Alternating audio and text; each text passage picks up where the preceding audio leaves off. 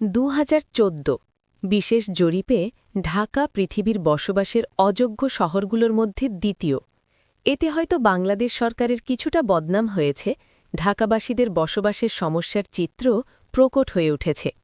কিন্তু কথায় আছে, কারো সর্বনাশ কারো পৌষ মাস। ঢাকার এই অবস্থার মাঝেও ঢাকার কিছু প্রাণী বা জনগোষ্ঠী আছে ফুরফুরে মেজাজে। তাদের বক্তব্য, তাদের জবানিতে শুনুন। আপনারাই বলুন, ঢাকা শহরের মতো উন্মুক্ত ময়লা আবর্জনা ও ডাস্টবিন পৃথিবীর আর কোথায় আছে?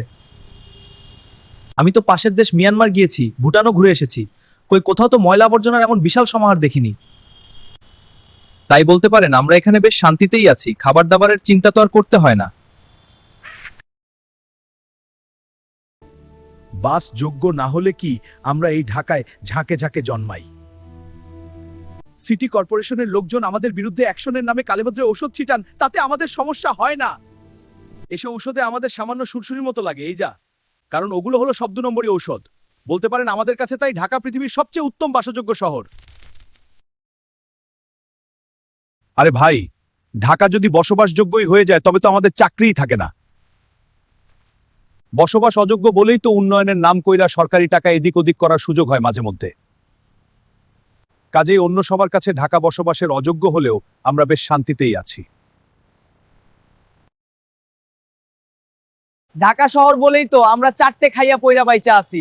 আপনারাই বলুন, পৃথিবীর কোন শহর এমন যানজট আছে যেখানে ঢাকার মতো আরাম কইরা অপারেশন করা যাইব? তাই আমাদের জন্য বসবাসযোগ্য শহর মানেই ঢাকা। আমরা জানি নবীর শিক্ষা করো না, ভিক্ষা মেহনত করো সবে। তবে বলুন, আমরা যারা বিকলাঙ্গ অথবা তারা মেহনত করি কিভাবে? কাজে ভিক্ষা করা ছাড়া আমাদের কি কোনো উপায় আছে? আর এও হয়তো আপনারা স্বীকার করবেন, বড় লোক হবার শত কৌশলের মধ্যে ভিক্ষা করাটাও একটা কৌশল। আর এই কৌশল অবলম্বন করেই আমরা জনবহুল ঢাকার শহরে বেঁচে আছি। তাই আমরা রাত্রিবেলায় ওভারটাইম খাটতেও ক্লান্তি বোধ করি না।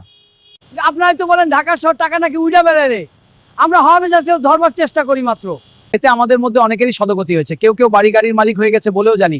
কাজেই বলতে পারেন এখানে আমরা বেশ শান্তিতেই আছি।